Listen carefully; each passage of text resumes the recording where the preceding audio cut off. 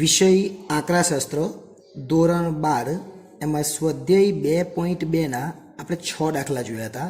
આજે આપણે દાખલા નંબર 7 જોવાના છે અને ખૂબ જ અગત્યનો દાખલો છે દાખલા નંબર 7. આપણે જે 3 દાખલા જોયા એ x - x બારની રીત હતી, 4 થી 6 જોયા એ xy ની રીત હતી અને આજે જે જોવાના છે એ યુવીની રીત છે. કેવી રીતના ખબર પડશે એ પણ આપણે જોઈશું. તો આપણે પહેલાં જે રકમ આપેલી છે એની અંદર સહસંબંધાંક શોધવાનો એટલે કે r શોધવાનો છે, પણ યુવી કેવી રીતના તે આપણે સમજવાનો પ્રયત્ન કરીશું. તો પહેલાં આપણે લખીએ x અને બાજુમાં લખીએ y. આજે બધી રકમ છે 2 થી ઉતારી દેવાની, એને xy જ કહેવાય. તો 58 છે, પછી 55 છે.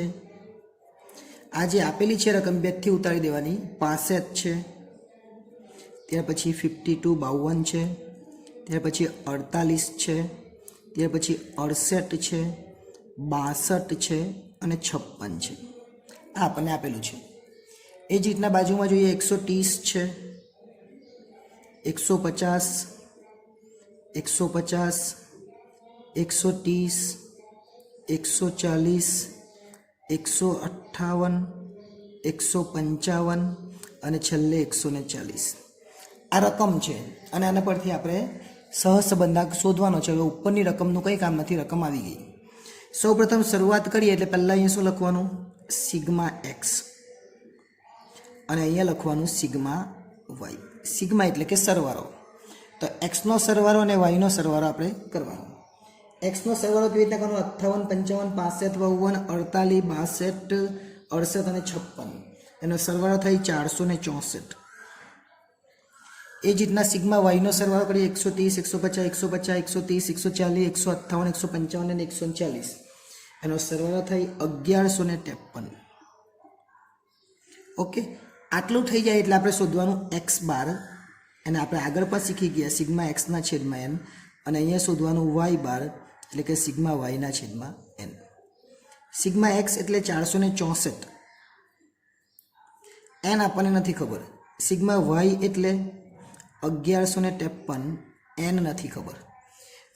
તો ઉપર કંઈ જ વાંચ્યા સિવાય આ ગણી લેવાનું. 1 2 3 4 5 6 7 અને 8. આમાં પણ 8 જ રહેશે ને આમાં પણ. એટલે એક્સની આંકડા કેટલા 8, વાયના આંકડા કેટલા 8, એટલે બંનેમાં 8 8 લખી દઈએ આપણે. એટલે એક્સ બાર કેટલો આવવાનો, તો 464 ભાગ્યા 8 કરીએ એટલે એક્સ બાર આવે 58. બાજુમાં વાય બાર કેટલો આવે, તો 1153 ભાગ્યા 8 કરીએ એટલે 144.13 આવે. જો આ પૂર્ણાંક આવે પણ અપૂર્ણાંક આવે એટલે કે પોઈન્ટમાં આવે છે. અને જ્યારે પોઈન્ટમાં આવે ત્યારે આપણે XYની રીત કરવાની અથવા યુવીની કરવાની. પણ આંકડા મોટા છે, તમે XY કરો તો પણ ચાલે, અહીંયા XY કરીને ગુણાકાર કરો તો પણ ચાલે. પરંતુ આજે આપણે શીખવાના છે કઈ રીત, યુવી વાળી. તમે અહીંયા XY કરો તો પણ ચાલે, એટલે કે 36 રીતમાં અહીંયા બેનો ગુણાકાર કરી દે, પછી x નો વર્ગ ને y નો. પણ રકમ મોટી છે ને એટલે હું ના પાડું, તમારે કરવાનું યુવી. યુવી કરવા માટે પહેલાં તમારે a ધરવો પડે અને b ધરવો પડે. તો a ધરવો હોય તો આમાં તો અપૂર્ણાંક જ છે એટલે આમાં a ધરવાની જરૂર નથી. પણ u એટલે શું, તો u એટલે x બાર માઇનસ a, અને a બરાબર આપણે 58 લઈશું, અને v બરાબર y બાર માઇનસ b. શું ધારીશું, b, y bar minus b. અને b ની અંદર કેટલા લઈશું, તો આની નજીક એકદમ. એટલે a બરાબર આપણે 58 ધારી લઈએ જે છે જ, અને b બરાબર આપણે 144 લઈએ. હવે જરૂર નથી કે તમે આ જ લો, અહીંયા તમે 60 પણ લઈ શકો ને અહીંયા 140 પણ લઈ શકો. અહીંયા 60 અને 140 150 145 જે લેવું એ લઈ શકાય. તો અહીંયા આપણે લખીએ યુ. નમસ્કાર વિદ્યાર્થીઓ, આવી ગઈ છે આપણી એપ્લિકેશન SS એજ્યુકેશન. આ એપ્લિકેશનને ઇન્સ્ટોલ કરો. હવે થશે એકાઉન્ટ અને સ્ટેટનો દર દૂર. મળશે સંપૂર્ણ પાયાથી શિક્ષણ. બધા જ પ્રશ્નો, બધા જ સ્વાધ્યાય અને બોર્ડમાં પૂછાયેલા દાખલાનો સમાવેશ એક જ કોર્સમાં ફક્ત ₹499. તો કોર્સને પરચેસ કરી આ એપ્લિકેશનનો લાભ મેળવો. વધુ માહિતી માટે SS એજ્યુકેશન એપ્લિકેશનને વિઝિટ કરી શકો છો. યુ બરાબર શું, x બાર માઇનસ a, અને a બરાબર આપણે 58 ધારી લીધા, બરાબર. v બરાબર y બાર માઇનસ b, અને b બરાબર આપણે 144 ધારી લીધા. બસ હવે પતી ગયું. દાખલો એકદમ ઇઝી. એક્સ બાર માઇનસ એ એટલે 58 x bar sorry x minus એ એક્સ બાર નહીં પણ એક્સ માઇનસ એ ને વાય માઇનસ બી એટલે અહીંયા બાર નથી ખાલી આપણે એક્સ ને વાય રાખીશું તો 58માંથી 58 જાય તો 0 55માંથી 58 જાય તો -3 એટલે પહેલાં જેવું ને આપણે જે કરતા એ જ 65માંથી 58 જાય તો 7 52માંથી 58 જાય તો -6 48માંથી 58 જાય તો -10 68માંથી 58 જાય તો 10 62માંથી 58 જાય તો 4 56માંથી 58 જાય તો -2 અને આ જોઈ લેવાનું કેમ કે આમાં 0 નહીં આવે તો 58 બેઠા થાય એટલે 0 આવી જશે જો 3 ને 6 9 9 ને 19 ને 21 3 ને 6 9 9 ને 10 19 19 ને 2 21 એટલે -21 7 7 ને 10 17 17 ને 4 21 એટલે +21 એટલે 0 જ થઈ જાય -21 અને +21 એટલે કેટલા થઈ જવાના 0 થઈ જવાના હવે v હવે આ આપણે ધારેલું છે એટલે આનો 0 નથી આવવાનો કેમ કે આપણે 144 ધાર્યા 144.13 આવતા હતા એટલે આપણે એ ધારીએ એટલે એ નહીં આવે આમાં તો 58 બેઠા જ લીધા એટલે આવી ગયું બરાબર તો જોઈએ આપણે 130માંથી 144 જાય તો -14 150માંથી 144 જાય તો 6 150માંથી 144 6 130માંથી 144 તો -14 આવે 140માંથી 144 -4 158માંથી 144 14 પ્લસ આવે 155માંથી 144 જાય તો 11 આવે અને 140માંથી 144 જાય તો -4 આવે હવે શું કરવાનું તો સરવાળો કરવાનો એ 14 + 14 28 28 ને 4 32 32 ને 4 36 એટલે -36 સરવાળો કરીએ 6 ને 6 12 12 ને 14 12 માં 4 ઉમેરી તો 12 ને 14 26 26 ને 1 27 27 ને 10 37 એટલે +37 -36 ને +37 એટલે 1 જવાબ આવે એટલે આપણો v કેટલો આવ્યો 1 આવ્યો હવે uv કરવાનું બહુ ઇઝી પેલી xy ની રીત જેવું જ હવે uv xy કરતા એ રીતના પછી u² અને પછી v². જ્યાં x મૂકતા ત્યાં u અને જ્યાં y મૂકતા ત્યાં v એટલે દાખલો પૂરો થઈ જાય. ચાલો જોઈએ. uv એટલે આ બંનેનો ગુણાકાર 14 × 0 એટલે 0, 3 × 6 એટલે 18 પરંતુ માઇનસ કેમ કે એક સંખ્યા માઇનસ છે. 7 × 6 42 થઈ જાય. 14 × 5 70 થાય ને બીજા 14 ઉમેરી દે એટલે 84 થાય. બંને માઇનસ એટલે પ્લસ. 10 × 4 40 બંને માઇનસ એટલે પ્લસ. 10 અને 14 એટલે 140. 11 × 4 44 થાય અને 4 × 2 8 થાય પણ બંને માઇનસ એટલે પ્લસ. આ બધાનો સરવાળો કરવાનો. આ દરેકનો સરવાળો ને એમાંથી 18 બાદ કરી દેવાના એટલે જવાબ આવે 340. આ બધાનો સરવાળો કરવાનો એમાંથી 18 માઇનસ છે એટલે બાદ કરી દેવાનો. હવે u² એટલે શું? તો u² એટલે u નો વર્ગ, 0 નો વર્ગ 0, 3 નો વર્ગ 9, 7 નો વર્ગ 49. એમાં હવે પ્લસ માઇનસ નહીં જોવાનું, બધું પ્લસ જ થઈ જાય. 3 નો વર્ગ 36, 10 નો વર્ગ 100, ફરીથી 10 નો વર્ગ 100, 4 નો વર્ગ 16 અને 2 નો વર્ગ 4. હવે સરવાળો કરી દે એનો 0, 9, 49, 36, 100, 100, 16 અને 4 એટલે 314. હવે v એટલે v નો વર્ગ, 14 નો વર્ગ 196 થાય, ઓછા ઓછા વત્તા થઈ જવાનું.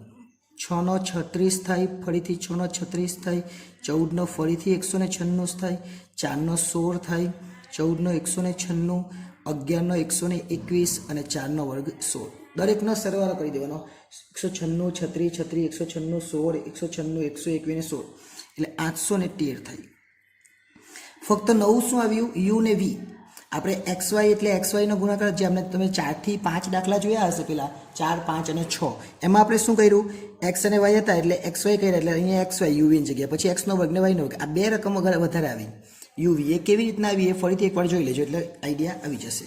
હવે સૂત્ર મૂકવાનું r નું, જે આપણે પેલું xy નું સૂત્ર મૂકતા એ જ એટલે આપણે લખતા nxy એની જગ્યાએ n સિગ્મા uv, પછી આપણે લખતા સિગ્મા x એની જગ્યાએ સિગ્મા u, પછી આપણે સિગ્મા v આપણે y લખતા એની જગ્યાએ v. સેમ સૂત્ર પેલું જ છે, જ્યાં x છે ત્યાં u એટલે અહીંયા લખતા હતા n સિગ્મા x સ્ક્વેર એની જગ્યાએ u સ્ક્વેર અને સિગ્મા u નો વર્ગ કેમ કે x નો વર્ગ લખતા. બીજામાં n સિગ્મા v સ્ક્વેર અને સિગ્મા v નો વર્ગ આખું કાઉન્સ પૂરી કરીને. આ વાયની જગ્યાએ વી અને એક્સની જગ્યાએ યુ, બીજો કોઈ ફરક નથી. ફરીથી વર્ગમૂળ કરી દેવાનું અને એન બરાબર આપણે આગળ પણ 8 લીધેલા એટલે 8 લખી દે. સિગ્મા યુવી, યુવી કેટલો આવેલો? યુવી આપણે 340 આવેલા એટલે અહીંયા 340 લખી દે. સિગ્મા યુ, યુ એટલે આવેલો જો સિગ્મા યુ કેટલો છે 0 અને સિગ્મા વી કેટલો છે 1, તો અહીંયા લખી દે 0. અરે વર્ગમૂળ તો નીચે આવવાનું છે, આ વર્ગમૂળ નહીં આવે, વર્ગમૂળ તો એક જ આવે ને. તો એન કેટલા છે 8, 340 અને પછી 0 અને પછી 1. ઓકે, કે વર્ગમૂળ તો ખાલી નીચે જ છે એટલે નીચે વર્ગમૂળ લખીએ 8. યુ સ્ક્વેર, યુ સ્ક્વેર કેટલો છે 314 એટલે અહીં લખી દે 314 માઇનસ યુનો વર્ગ છે એટલે 0નો વર્ગ અને બીજા વર્ગમૂળમાં 813 છે વી સ્ક્વેર એટલે અહીં લખીએ 8 ગુણ્યા 813 માઇનસ 1નો વર્ગ. હવે પૂરું થઈ જાય. 340 ગુણ્યા 8 કરવાના આપણે, 340 ગુણ્યા 8 એટલે 27 20 થાય અને 0 ગુણ્યા 1 એટલે 0 જ થાય. નીચે વર્ગમૂળમાં આપણે લખવાનું 314 ગુણ્યા 8. આ 314 ગુણ્યા આપણે 8 કરીએ તો કેટલા થાય તે જોઈ લે. 314 ગુણ્યા 8 એટલે 2512 થાય. 2512 માઇનસ 0નો વર્ગ એટલે 0 જ થવાનો. બીજા વર્ગમૂળમાં 813 ગુણ્યા 8 કરવાના એટલે 6504 થાય અને 1નો વર્ગ એટલે 1 જ થાય. તો ઉપર 27 20 અને નીચે 2512 બેઠા લખી દઈએ આપણે 2512 કેમ કે 0 નીકળી જવાનું અને આ બાજુ 6503 થઈ જશે.